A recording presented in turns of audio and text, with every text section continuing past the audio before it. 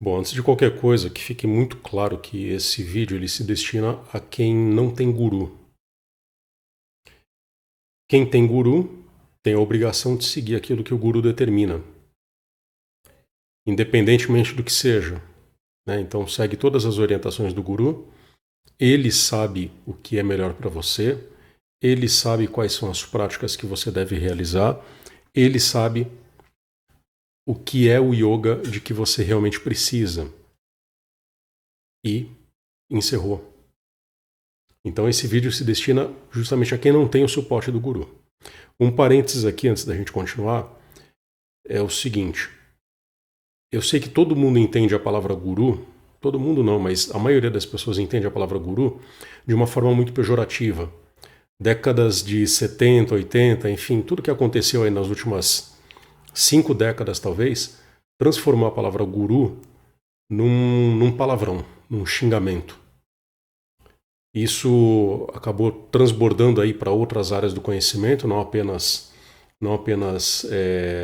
caminhos espirituais, tradições espirituais, mas hoje em dia se utiliza a palavra guru de uma forma extremamente pejorativa, inclusive em áreas relacionadas ao conhecimento de um modo geral, à política, à ideologia. Não se trata disso. O guru tem um significado muito específico, muito importante dentro das tradições espirituais indianas, e no yoga não é diferente, né? Então eu me refiro aqui a guru, a pessoa que realmente ensina verdadeiramente um caminho espiritual que essa pessoa domina, né? Ou seja, essa pessoa cumpriu a sua trajetória espiritual e tem condições de ensinar realmente esse caminho espiritual. Esse é o sentido de guru que eu utilizo em todos os meus vídeos, a não ser nos vídeos em que eu realmente faço alguma explicação, alguma advertência, enfim, mas não é o caso aqui. Aqui, no caso, eu estou usando a palavra guru no seu sentido original, no seu sentido real, no seu sentido mais profundo.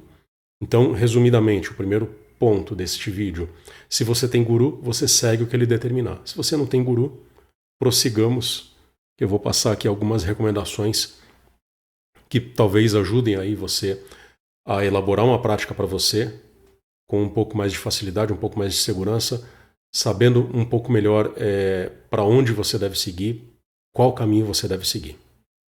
Segundo ponto importante aqui é você entender o que é a prática tradicional. O que é o yoga tradicional? O que é o yoga no seu sentido mais completo, mais profundo?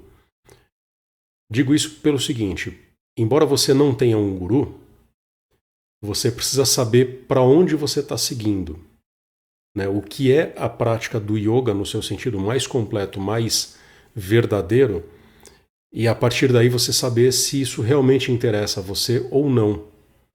Então é importante lembrar que o yoga essencialmente é a meditação. Tudo que se ensina no yoga, em termos tradicionais, a própria prática tradicional do yoga, é um caminho de meditação, é um caminho de introspecção, é um caminho de silenciamento da mente.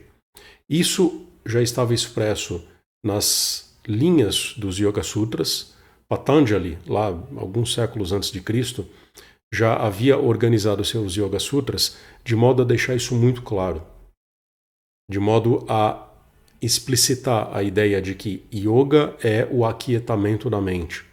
Existem várias traduções diferentes para os primeiros versos em que ele explica isso, mas toda a obra, né, todo o Yoga Sutras é uma apostila, um manual que visa deixar isso muito claro. Yoga é meditação.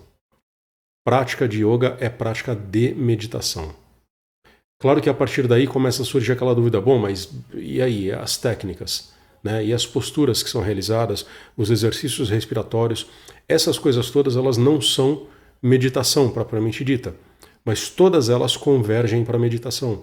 Então, tudo o que você vai fazer, tudo que você vai aprender no yoga, tudo que você pensa em realizar no yoga tem como objetivo a meditação, se não for a própria meditação. Então é importante que fique muito claro esse entendimento, porque é ele que vai nortear a sua prática o tempo todo. A prática do yoga é norteada pela meditação. Outro ponto importante é entender o que é a prática tradicional. Se você entendeu que o yoga é a meditação, então você entendeu que toda a prática converge para a meditação. E assim é com qualquer versão que você possa encontrar de prática de yoga. E eu me refiro aqui às formas tradicionais de se praticar o yoga. Importante abrir aqui um outro parênteses para trazer a seguinte explicação. Muita gente se refere à prática tradicional de um lado e à prática moderna de outro, como se fossem categorias de uma mesma coisa, mas não são. A prática tradicional é a prática de yoga, e a prática de yoga é prática de meditação. O que se chama de prática moderna não tem relação com o yoga. Eu sei que isso pode ser uma coisa esquisita, uma coisa um pouco até exótica, né, de se escutar, mas o que se convencionou chamar de prática moderna de yoga ou yoga moderno não tem nenhuma relação com yoga. Não é yoga em hipótese nenhuma. Por quê? Porque o que os modernos fizeram e que rotularam como yoga não passa de uma prática postural invernizada com trejeitos, com aromas, com gestuais tradicionais. Ou seja, é uma espécie de cosplay do yoga tradicional, do yoga verdadeiro. O yoga moderno não tem relação com o yoga. O yoga moderno é apenas ginástica. Então, em alguns momentos, vocês vão me ver me referindo a yoga moderno, mas lembrem-se, yoga moderno é uma ginástica apenas. Voltando aqui ao ponto central aqui dessa outra parte, importante lembrar que a prática do yoga, a prática tradicional, ela é dividida em 4 passos. Asana, pranayama, mudra e laya. Asana, aquilo que tradicionalmente se chama de prática postural. Pranayama, aquilo que se costuma chamar de exercícios respiratórios ou prática respiratória. Mudras inexistem na visão moderna, a não ser como um gestual feito com as mãos, né? Então, isso aqui, enfim, em vários vídeos meus eu falo disso. Mas esse gestual feito com as mãos, ele tem uma importância infinitamente pequena dentro da prática tradicional. Então, quando eu falo mudras, eu me refiro aqui essencialmente à prática de mudras feitos com o corpo e com a mente. E, por fim, os layas, que são práticas de introspecção para a percepção do som do silêncio, para a percepção dessa paisagem interior, muito semelhante à prática da meditação, mas ainda visando mentalizações e visualizações feitas com a mente. Tá? Então, layas são práticas muito elevadas dentro desse conjunto prático que é dividido em 4 passos. Outro ponto importante para entender a prática tradicional, a prática verdadeira do yoga, é lembrar que esses 4 passos eles não são realizados sequencialmente. Então não significa que você vai reservar ali, 1 hora, 2 horas do seu dia para realizar sua prática de yoga e você vai realizar sequencialmente asana, pranayama, mudra e laya numa tacada só. Isso inexiste na prática do yoga verdadeiro, da prática tradicional do yoga. O que existe é você passar por um aprendizado, por um treinamento de asanas. Então você fica alguns meses, às vezes alguns anos, realizando a prática apenas de asana. Uma vez que você tenha concluído o seu treinamento, o seu estudo de asanas, você passa para o treinamento, para o estudo de pranayamas, e aí você fica mais alguns meses, às vezes mais alguns anos, realizando a prática de pranayama. Depois os mudras, a mesma coisa, e depois os layas, a mesma coisa. E uma vez que você tenha concluído esse treinamento, você está pronto para realizar yoga, a prática da meditação no seu sentido mais profundo. Claro que enquanto você está treinando asana, enquanto você está treinando pranayama, enquanto você está cumprindo esses 4 passos da forma como precisa ser, Paralelamente a isso, você está realizando a sua prática de meditação. Porque, como eu falei, a prática da meditação é o cerne, é a coluna vertebral da sua vida de yoga. Se você não medita, o yoga não existe para você. Se você não medita, o yoga não é para você. Notem que eu estou aqui descrevendo o que é o yoga na sua origem, na sua natureza, na sua visão tradicional, na visão dos mestres. Ok? Eu não estou dizendo que você é ou não é um yogi, eu não sei qual é a sua trajetória dentro do yoga, eu estou descrevendo as coisas como elas são. Se isso desagrada, enfim, eu sinto muito, né? Eu só estou colocando aqui as coisas como elas são, descrevendo, trazendo as definições tradicionais originais. Uma vez que você tenha entendido isso, fica muito mais fácil você se situar e você estabelecer uma prática para você, que é justamente o propósito deste vídeo. O ideal, é claro, é que você aprenda esses 4 conjuntos de técnicas, asana, pranayama, mudra e laya, com um guru. Só que eu estou tentando trazer uma explicação aqui, pressupondo que você não tem um guru ou você não tem acesso a um guru. Eu só faço essa advertência para que você não saia por aí pesquisando técnicas e tentando reproduzi-las sozinho, sem um suporte de alguém que já as vivenciou. Se você precisar de orientação, talvez eu possa ajudá-lo, né, com algumas aulas, mentorias, enfim. Mas eu não recomendo que você faça essas técnicas simplesmente porque você as pesquisou, você as encontrou em sites, em vídeos, até porque algumas dessas técnicas elas oferecem riscos. E é importante que você conheça os riscos para poder ajustar a sua prática em função do seu próprio perfil, das suas próprias limitações. Então fica aqui esse disclaimer, digamos assim, né, para que você não se prejudique ao elaborar a sua própria prática. Outro ponto importante, que eu já mencionei, mas vale a pena reforçar dentro dessa explicação, é a importância de que a meditação seja a coluna vertebral de tudo. Seja o eixo que determina tudo o mais que você fizer como prática de yoga. Como eu disse antes, se não tem meditação, não tem yoga. Se a sua busca é por praticar yoga, por desenvolver uma prática para você, a meditação é o elemento central dessa sua prática. Se a meditação não é o elemento central da sua prática, isso a gente está falando de alguma outra coisa, a gente está falando de ginástica, a gente está falando de alongamento, a gente está falando de pilates, a gente está falando de qualquer outra coisa menos yoga.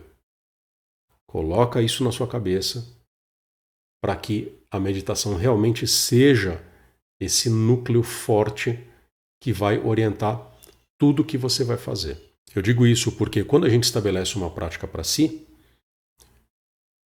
é muito comum a gente colocar uma ênfase muito grande naquilo que a gente objetivamente decidiu fazer. Então, por exemplo, a gente começa a pesquisar posturas, que é o que a maioria das pessoas faz quando se interessa por yoga e quando vai pesquisar yoga para praticar em casa, sozinho.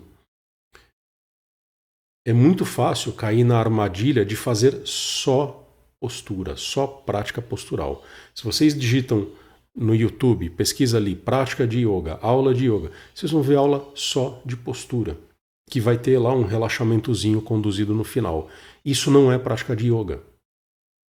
Isso pode ser um meio interessante de você se preparar para realizar yoga, mas isso não é prática de yoga. Por que não é prática de yoga? Porque não tem a meditação como elemento central. Porque a meditação não está ali presente como prática central e como substância de tudo o que você faz. Quando você entende que a meditação é esse elemento central, toda a sua prática se altera, inclusive práticas preparatórias, inclusive práticas posturais. Uma coisa é você realizar uma prática de asana, uma prática postural, tendo plena consciência de que a meditação é o elemento central e, mais ainda, tendo consciência de que a prática postural precisa ser uma prática meditativa. A outra opção qual que é? É você fazer a prática postural sem sequer considerar que existe algo chamado meditação. E aí quando você faz a prática postural, esquecendo que a meditação é o elemento que precisa permear aquela prática, para que ela de fato seja uma prática de yoga, aquilo fica reduzido a uma prática de posturas apenas. Você vai se beneficiar fisicamente, você vai se alongar, vai flexibilizar o corpo, vai fortalecer o corpo, a sua saúde vai melhorar. Mas você não vai evoluir como yogi, você não vai se tornar yogi, você não vai realizar o silêncio em você, você não vai desenvolver a sua prática de meditação, você não vai desenvolver a qualidade meditativa que precisa permear a sua vida, não apenas a sua prática como um todo. Se você entendeu as orientações que eu passei até aqui, fica muito fácil estabelecer uma prática para você mesmo. Você escolher técnicas e realizá-las sabendo para onde você está indo. Por exemplo, se você vê aquele meu vídeo que se chama Microsadhana, naquele vídeo eu descrevo alguns asanas, 6 ou 7 asanas, se me lembro bem, que eu recomendo que você realize todos os dias. São asanas bastante fáceis, que podem ser realizados tanto como preparação para o yoga, ou seja, como prática postural apenas, com uma permanência de 1 ou 2 minutos em cada postura, conforme o conforto que você encontre, ou podem ser realizados já como prática de asanas, ou seja, como prática daquele primeiro passo do yoga. Se você entende o sentido do que eu expliquei até agora, fica fácil você escolher qual direção tomar. Fica fácil você saber em que ponto você se encontra e quais são suas reais necessidades. Porque se você ainda não consegue realizar as posturas de forma tranquila, segura, estável, silenciosa, confortável, então você precisa preparar o seu corpo. Esse é o primeiro passo. Então você pega uma sequência de posturas, como a Microsadhana que eu recomendei naquele vídeo, e você as realiza como ginástica apenas, como preparação postural. Se o seu corpo já está pronto, se você encontra silêncio corporal, se você encontra estabilidade, firmeza no posicionamento, então provavelmente você já pode realizar a prática de asanas, o que significa pegar cada uma daquelas posturas que eu sugeri na Microsadhana e realizá-las por 8, 9, 10 minutos de permanência silenciosa e imóvel em cada postura. Alguns podem até dizer assim, nossa, mas 10 minutos de permanência, que coisa impossível, né? Muito difícil realizar uma permanência numa postura por 10 minutos. Mas é isso aí. A asana pressupõe longa permanência, com plena estabilidade, com plena imobilidade, com silêncio interior, visando o desenvolvimento da meditatividade, que é a qualidade essencial para quem quer meditar. Meditatividade pode ser uma coisa meio esquisita, meio difícil talvez de definir, mas é basicamente aquele silêncio interior que a gente vivencia quando medita. E se a sua prática de posturas tem essa qualidade, então a sua prática de posturas é uma prática de asanas. O mesmo raciocínio vale para todos os outros passos da prática tradicional. Então, se você vai fazer pranayama, por exemplo, muita gente chama pranayama de exercício respiratório. Mas é a mesma diferença entre prática de postura e prática de asana. Se você realiza o exercício respiratório como exercício respiratório apenas, ou seja, com toda a sua atenção direcionada para a performance respiratória, aquilo é um exercício respiratório apenas. Se você consegue direcionar a sua prática e consegue perceber o silêncio que resulta da prática respiratória, então provavelmente aquilo é uma prática de pranayama. Claro que existem alguns pormenores técnicos, né? Então a realização correta da técnica tradicional é um fator importante para determinar que aquilo seja de fato um pranayama e não uma simples prática respiratória, não um simples exercício respiratório, mas é importante que você consiga perceber e vivenciar o silêncio profundo por meio da prática respiratória. Um parênteses aqui, uns anos atrás eu vi um vídeo daquele professor, o Iyengar, realizando uma demonstração de pranayama, né? Pelo menos o vídeo era apresentado dessa forma, em que ele fazia uma longa inspiração por quase 1 minuto e depois fazia uma longa expiração por quase 1 minuto. Quem já tentou fazer isso, né? Ou seja, 1 minuto de inspiração, 1 minuto de expiração. Quem já tentou fazer isso certamente percebeu que é algo extremamente difícil. Você tem que ter uma capacidade respiratória acima do normal, um controle respiratório acima do normal e muitos anos de prática para se desenvolver isso, e a partir daí você consegue realmente fazer inspirações muito longas e controladas e expirações muito longas e controladas. Isso é performance respiratória. Isso não é pranayama. Por que eu digo isso? Porque pranayama não tem a ver com controle. Claro que a capacidade de você controlar o fluxo respiratório é um dos efeitos da prática de pranayama, mas a essência do pranayama, a definição de pranayama não é controle da respiração. Pranayama vem de prana mais ayama. Prana é o prana, a energia, que está relacionada principalmente à respiração. O sopro divino, né, como dizem alguns intérpretes, né, alguns estudiosos. E ayama, que não é controle, e sim expansão. Essa confusão de pranayama com controle do prana, o controle da respiração, veio da associação entre yama de pranayama com o yama dos yamas. Yamas e niyamas que aparecem lá no início dos Yoga Sutras. E os yamas são associados modernamente a controle, a disciplina, a você controlar alguns impulsos, algumas ações, algumas tendências interiores. É uma espécie de código de ética do yoga, né, como alguns chamam. Então, yama normalmente, né, modernamente, é traduzido como autocontrole ou algo parecido, né? E aí os modernos viram yama nos yamas, né? E viram yama em pranayama e traduziram pranayama como controle do prana. Essa tradução, essa interpretação está completamente errada. Então, pranayama não é prana mais yama. Pranayama é prana mais ayama. E trata-se, portanto, da expansão do prana e não de controle do prana. Mesmo que houvesse dificuldades para entender o que é pranayama, como expansão do prana e não controle do prana, é fácil deduzir isso, entender isso, se a gente lembrar do sentido de prana. Prana não é algo controlável.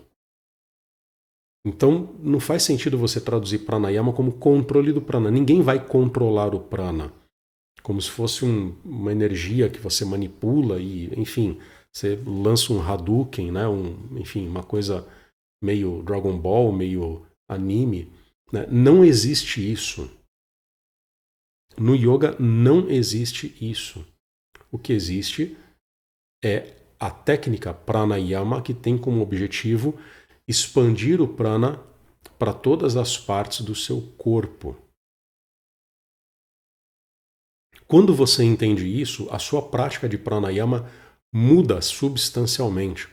Assim como a prática de asana muda quando você entende que asana é um meio de você meditar, é um meio de você criar no corpo o silêncio da meditação, pranayama também é um meio de você criar silêncio por meio das técnicas respiratórias. Então fica essa outra advertência aqui em relação a pranayama.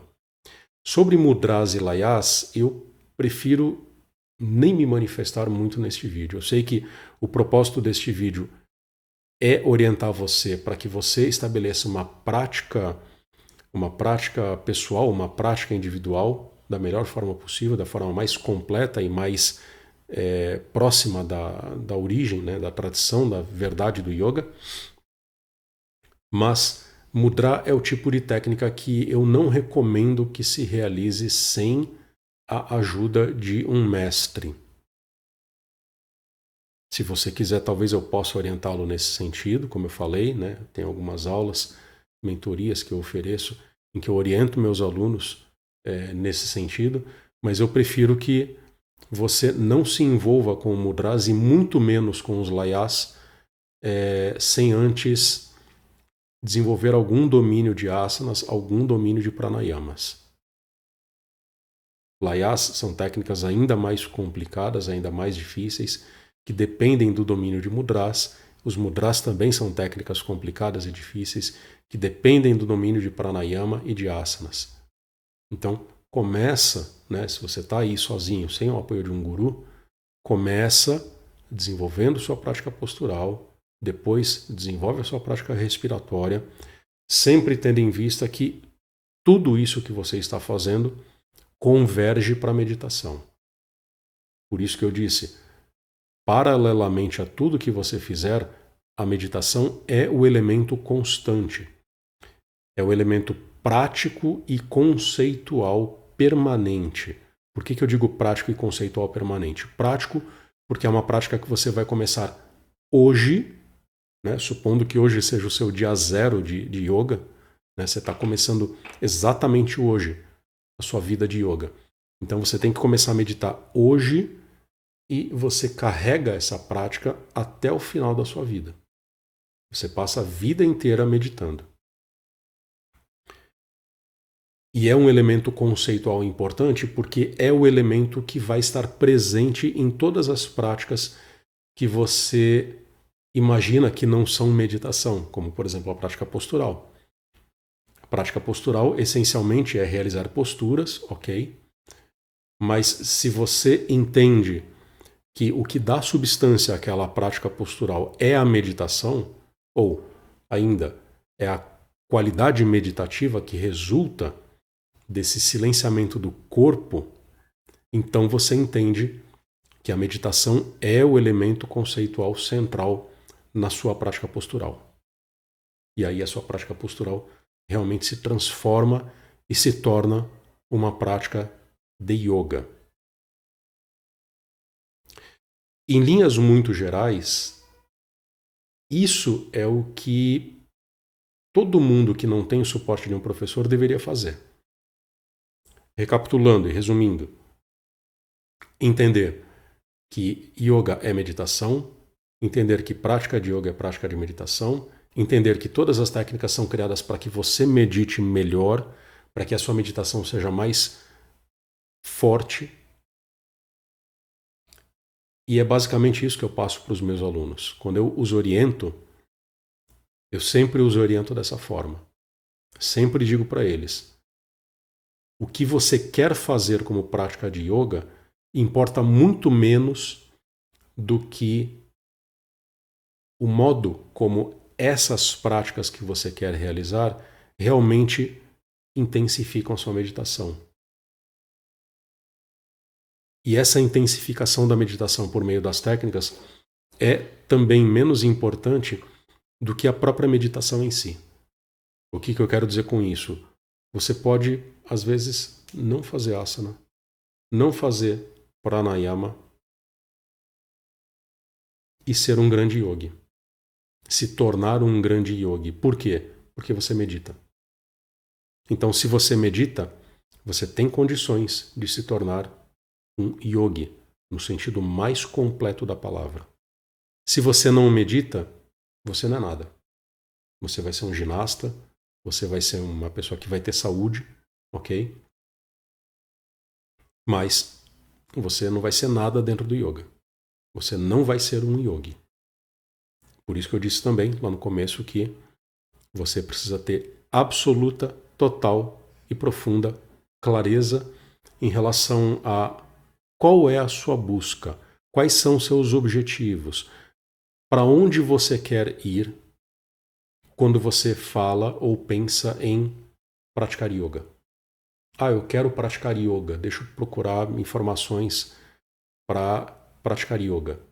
Aí você pesquisa aqui no YouTube, procura lá, aula de yoga, vai ver um monte de aulinha de alongamento, um monte de aulinha de relaxamento postural, relaxamento físico, meditação guiada. Nada disso tem relação com o yoga. Como eu já disse, talvez algumas dessas práticas possam ajudar a preparar o seu corpo e a sua mente para que um dia você comece a praticar yoga. Mas se você não tem um entendimento do que é o yoga, do peso da meditação dentro de tudo que se faz no yoga, dificilmente você vai chegar a praticar yoga realmente. Dificilmente você vai se tornar um yogi.